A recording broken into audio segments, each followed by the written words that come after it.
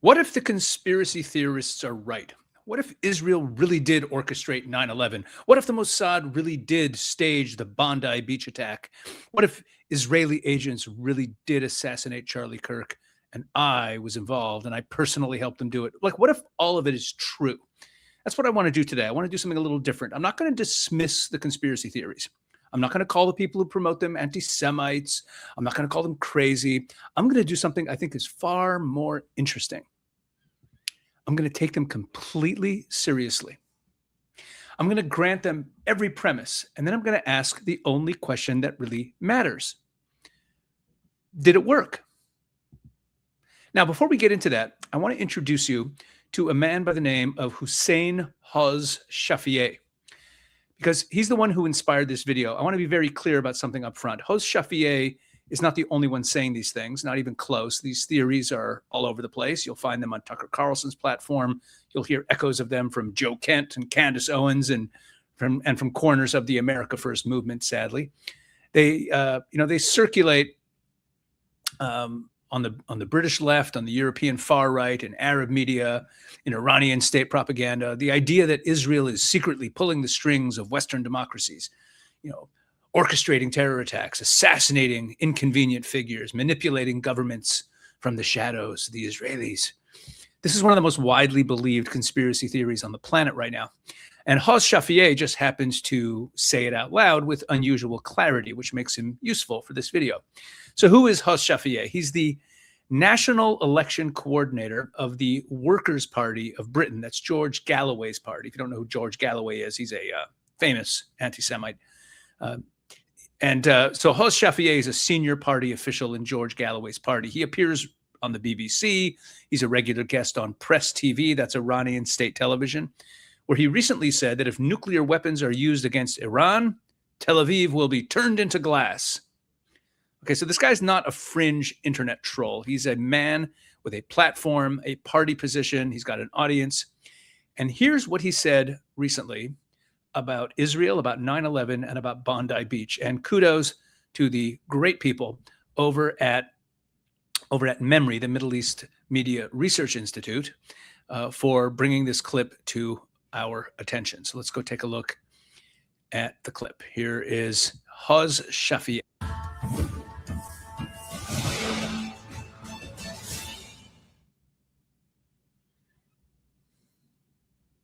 At the heart of American civil society, there is a corruptive and corrosive force, and that force is the force of the American and Israeli lobby.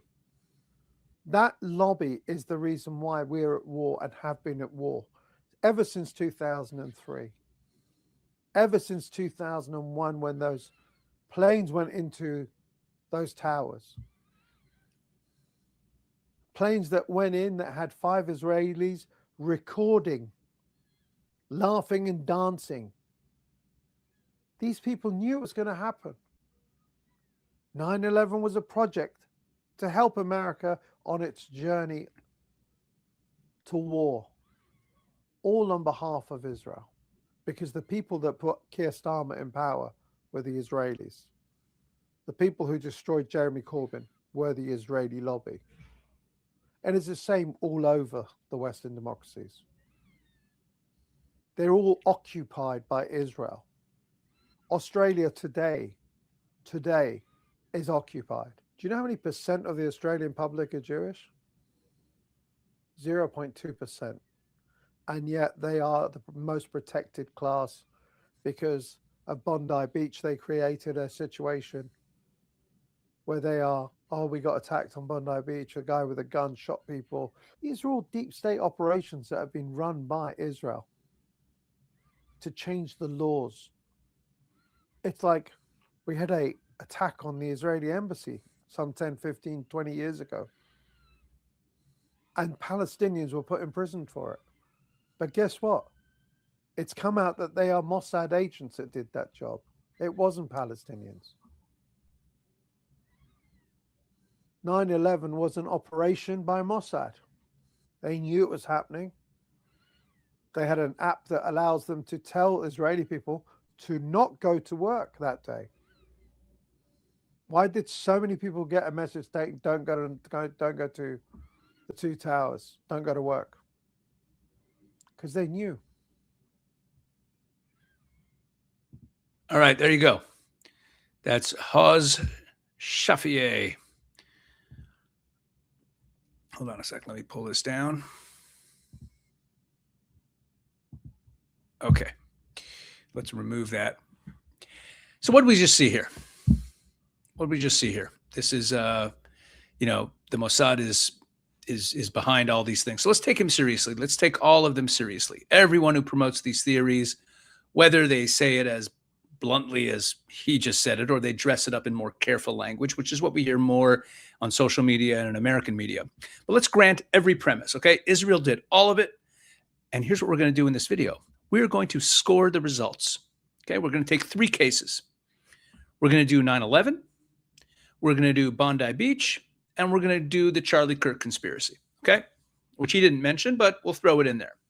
So case number 1 is 9/11. Haz says, quote, 9/11 was a project to help America on its journey to war, all on behalf of Israel. Okay, so Israel engineers the most devastating terrorist attack in American history, gets America into a war. So what was Israel going for? Well, I guess getting rid of Saddam Hussein. Okay, fine. Saddam funded Palestinian terrorism, fired scuds at Israel, harbored regional ambitions. So Israel pulls off 9/11, America invades Iraq, Saddam Hussein is removed. What's Israel's score on that? I guess partial credit. They got rid of they got rid of Saddam, but it kind of blew up in their face because look what happened. Look what filled the vacuum. Iran's entire land bridge to Lebanon opened up because Saddam Hussein was gone. Hezbollah, Iran's forward army in Lebanon, pointed directly at northern Israel, became far more powerful, better armed, more deeply embedded than at any point in its history. The Shiite militias that Iran built across Iraq became a permanent fixture on Israel's doorstep strategically. The chaos birthed ISIS. American treasure and blood drained away for 2 decades. Did Israel accomplish its goal? Was Israel better off as a result of this enterprise? Nope. I would score that a fail. Okay. And what about Afghanistan? Israel supposedly masterminded 9/11, and America spent 20 years and trillions of dollars in a country where Israel had zero strategic interest in Afghanistan. Not one Israeli interest was served by a single day of the war in Afghanistan. So if Israel orchestrated that, that's also kind of a big fail. It didn't do much for Israel. And what's the long-term result of all of that, Iraq and Afghanistan? American war fatigue, so profound that it led to the Obama presidency, which produced the Iran nuclear deal, the single greatest gift to Israel's most dangerous enemy in modern history, which then produced a decade of American pressure on Israel, a weakened U.S. commitment to the Middle East, a lot of backlash against Israel in America, a fundamental shift in the Democratic Party toward hostility to Israel. So Israel's false flag operation, 9/11, right? Designed to harness American military power for Israeli interest, produced the Iran deal, a stronger Iran, and all kinds of other security problems for Israel across the region. Epic fail. So to summarize, let's summarize this. Israel murdered 3,000 Americans, launched 2 decades of regional war, empowered and armed Hezbollah, the Iraqi militias, the Iraqi Shiite militias, created ISIS, exhausted the American military, turned much of America against American involvement in the Middle East, delivered the Iran deal. Pure genius. Truly masterful. Israel are evil geniuses. Final score on 9/11, I would say that is an epic fail. Let's now go to Bondi Beach. Okay. Haz says, quote, they created a situation. Oh, we got attacked on Bondi Beach. A guy with a gun shot people. These are all deep state operations that have been run by Israel to change the laws. Okay, now let's be generous. Not just about changing laws in Australia. These are the Israelis. He said the Israelis orchestrated this. Let's not limit Israel's goals to some legal technicality in Australia to protect the Australian Jewish community that was already protected by the law.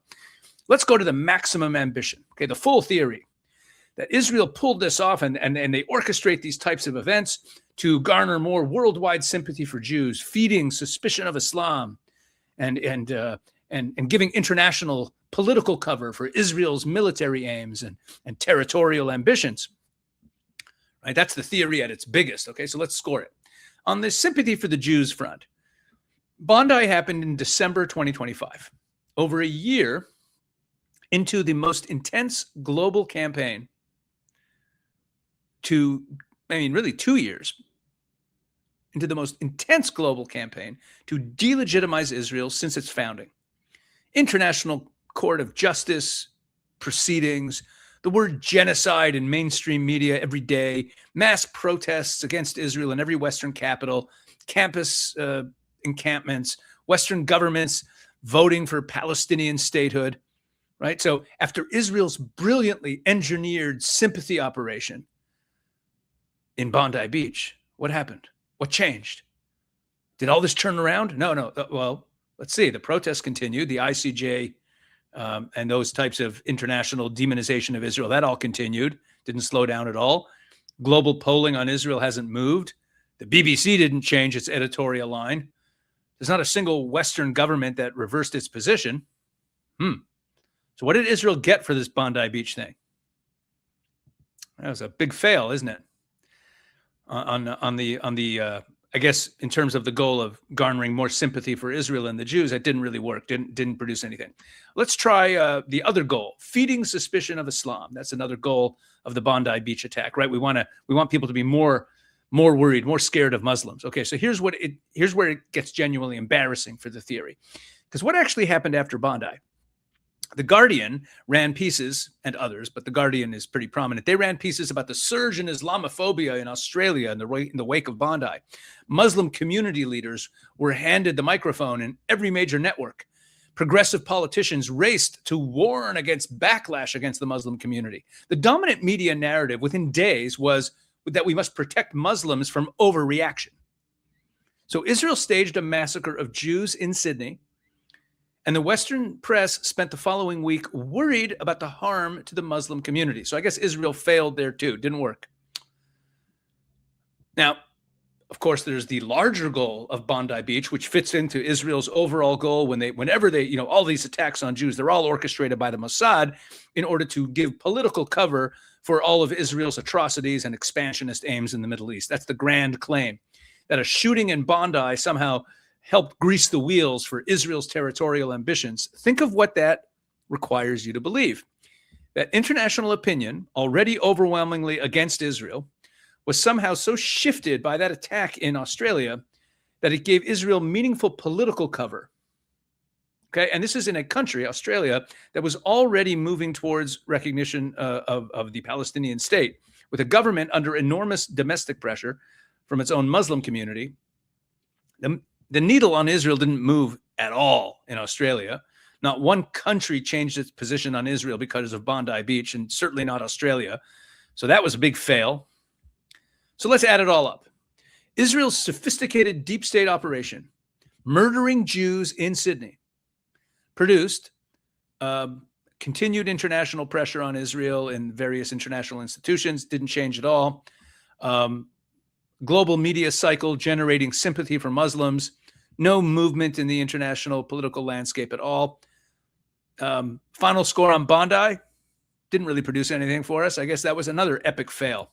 Now let's go to the last case, the case of the Charlie Kirk assassination. And this one's a little personal for me, obviously. I need to address it directly because, I have been personally accused by Candace Owens and some of her followers online of being part of this conspiracy theory. And in case you're new to this story, the theory is that Israel orchestrated the assassination of Charlie Kirk, and I, a rabbi living in Beit Shemesh in Israel, that I helped make it happen because I was one of the last people to talk to Charlie. I had a Zoom call with him the night before he was killed. So a rabbi from Israel spoke to Charlie the night before he was murdered. The next day he was dead.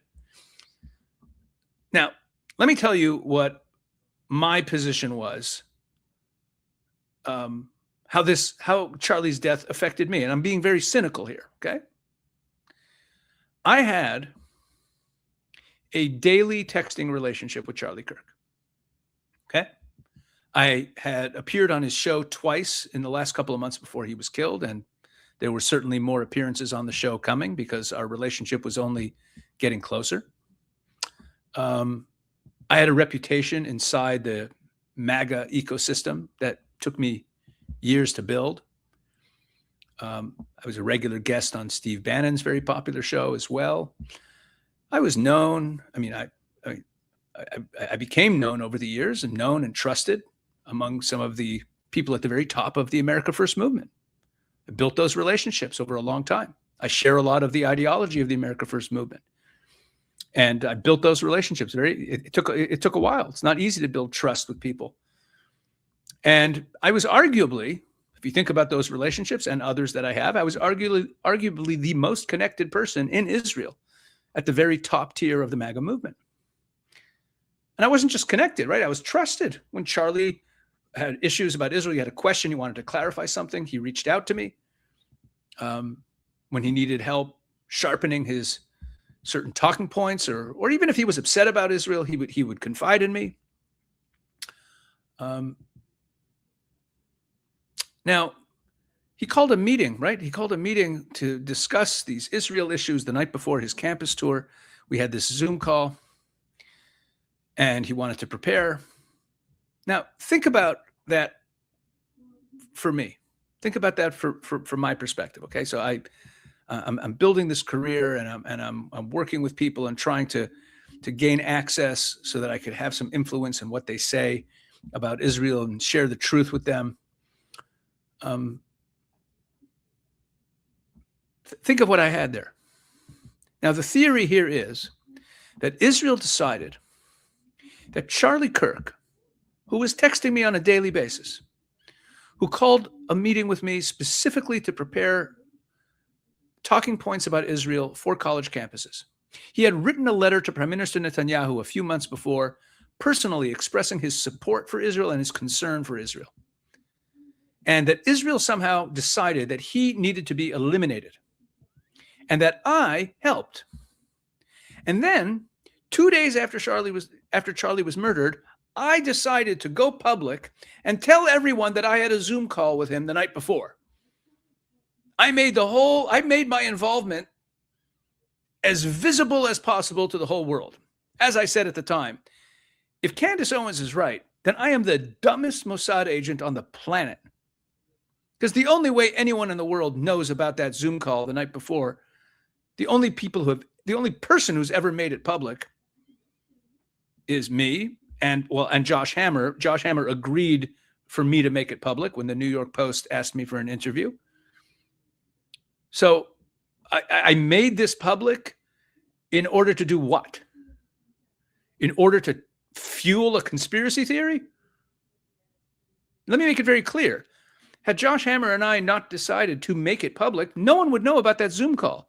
And that Zoom call is critical to Candace Owens' conspiracy theory. So I'm part of this nefarious genius plot by Israel to kill Charlie Kirk, who was an advocate for Israel, and I made it public and fed the conspiracy theory? Now let's look at the actual results of Israel's brilliant operation. Charlie Kirk, gone. Israel's most valuable relationship at the top of MAGA, destroyed. The single most prominent pro-Israel voice in the American conservative media, eliminated by Israel. And what filled that vacuum? How did this work out for Israel? How did the brilliant operation to eliminate Charlie Kirk, how did it work out for Israel? Candace Owens has rocket fuel for her conspiracy theories for months of anti-Israel content. Joe Kent goes on Tucker Carlson insinuating that the Mossad was involved, and the America First movement, which Charlie was actively working to keep from sliding into anti-Semitism and to keep it from sliding into conspiracy theories, is now poisoned with conspiracy theories against Israel exactly at the moment that Israel needs American support the most. This is a conspiracy industry that is still running today. And me, Israel's supposed agent, has spent months now doing interviews explaining a WhatsApp group and a Zoom call instead of talking about more important things. So again, Israel here burned its best asset in American conservative media, got nothing for it. So I guess I got nothing but trouble for it. So I guess that one also blew up in Israel's face. The final score on the Charlie Kirk assassination by Israel, fail, epic fail. So let's sum this up. 3 operations that we looked at here. 3 catastrophic failures. 9/11, engineered to harness American military power in Israel's interest, produced the Iran deal and a stronger Hezbollah, etc. Epic fail. Bondi Beach, engineered to generate sympathy for Jews and more suspicion of Islam, and that produced a global media cycle defending Muslims. Another epic fail. And then we have Charlie Kirk. Charlie Kirk was eliminated to silence a growing critic. So that destroyed Israel's best asset in MAGA and handed Israel's enemies the most powerful anti-Israel narrative to hit the American right in years. Epic fail. Now, I want to be fair. Let me try one more time. Maybe I've been scoring the wrong objectives the whole time. Maybe Israel had a different goal in all of these brilliant, genius, dark, devious moves. Maybe Israel's real agenda is something I've been missing the whole time. Maybe, and stay with me here, it sounds crazy, but maybe Israel's secret, sinister objective was to destroy Hamas, to dismantle Hezbollah, to defang or bring down Iran. Maybe Israel's goal was to eliminate the genocidal jihadist movements that have spent decades murdering Jews and threatening Western civilization. What if that was the secret hidden agenda? To actually defeat the jihadist enemies of Israel. What about the dark, diabolical plan to do this? Let's score that. Hamas decimated, their military infrastructure destroyed, their leadership destroyed, their tunnel network, collapsed, mostly destroyed, or a lot of it destroyed. Their ability to threaten Israel, that's the point. Crippled for a generation at least. Hopefully we'll get rid of them completely. Score there, moderate success, somewhat a success. They're still there, but we would call that pretty successful. Hezbollah, they were an existential threat to Israel before the war. Now they've been hit harder than at any point in history. Senior leadership eliminated, weapons stockpiles destroyed. Southern Lebanon, Israel is cleaning that up. This deterrent force that was supposed to make Israel afraid to do anything about Iran and Iran's network, shattered. That was pretty successful. And how about Iran? Iran's air defenses gone, its proxies broken, its so-called axis of resistance in ruins, its nuclear program basically destroyed, its regime teetering on the edge of collapse, also pretty successful. So here's what we've learned today. Apparently, Israel is really good when its goal is defending itself and dismantling the forces that want to destroy it. But Israel is completely incompetent when its goal is controlling Australian law or staging attacks on foreign soil or assassinating its own best friends in American media. I mean, apparently, with all these conspiracy theories, if you play them out and say, what were the results of them? You have to come to the conclusion that Israel is somehow this brilliant, evil genius, Mossad, brilliant false flag operators, but they always manage to end up causing more harm to their own cause than good.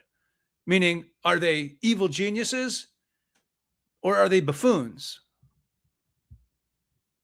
Right? Like, what if the real reason that Israel succeeds in defeating its enemies, Hamas, Hezbollah, Iran, and fails catastrophically every time they run a conspiracy, it blows up in their face, maybe it's because the first set of goals, defeating its enemies, is real.